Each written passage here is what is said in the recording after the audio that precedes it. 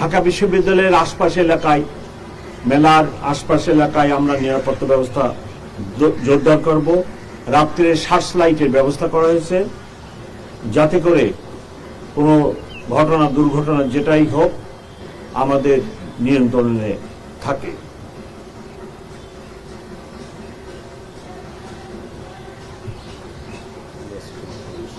Lost and found centre খোলা হয়েছে।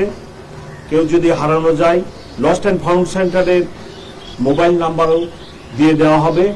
কোনো কারণে যদি কোনো শিশু বা অন্য কেউ হারানো যায়, আমাদের সাথে যোগাযোগ করলে, লস্ট অ্যান্ড ফাউন্ড সেন্টারে আসলে আমরা তাকে খুঁজে দেওয়ার ব্যবস্থা করব। 3 নেতার মাজার, রাজু ভাস্কর্য এলাকা, বিভিন্ন এলাকায় আমরা নিরাপত্তা ব্যবস্থা জোরদার করছি এবং ট্রাফিক ডাইভারশনের ব্যবস্থা দিয়ে ঢাকা বিশ্ববিদ্যালয় এলাকায় মেলা চলাকালীন সময়ে এবং বিশেষ করে যে 1 মাস মেলা চলবে, এই 1 মাস কোনো ভারী যানবাহন চলাচল করবে না, রাতে এবং দিনে কখনোই চলবে না।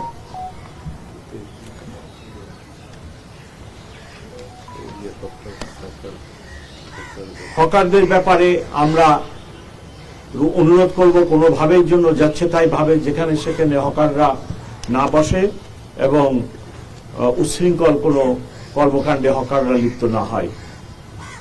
ফুডকোর্ট আছে, চা পানির জন্য আলাদা ব্যবস্থা আছে, এদিকে করা হয়েছে। দর্শনার্থীরা সেখানে যাবেন এবং যারা চা কফি খাবেন। তবে আমি রিকোয়েস্ট করব, যারা ফুডকোর্টের ব্যবস্থাপনায় আছে, অবশ্যই বাণিজ্য মেলা বা অন্যান্য জায়গায় যে গলা কাটার দাম নেওয়া হয়, এটা যেন না হয়। আমার অভিজ্ঞতা মতে এবং আপনাদের অভিজ্ঞতা আছে যে বাণিজ্য মেলায় হোটেলগুলা এবং ফুডকোর্টগুলাতে খাদ্যদ্রব্যের দাম 3 গুণ আদায় করা হয়, যেটা ঠিক না। আমি আমার অফিসারদেরকেও রিকোয়েস্ট করব এই দিকে যেন খেয়াল রাখে। একটা জিনিসের দাম, 1 কপির দাম যদি কথার কথা 5 টাকা হয়, 7 টাকা নিতে পারে, 6 টাকা নিতে পারে। 5 টাকার জিনিস 15 টাকা নিবে মেলা উপলক্ষে, সেটা তো গ্রহণযোগ্য না। বাণিজ্য মেলায় প্রতি বছরই আমি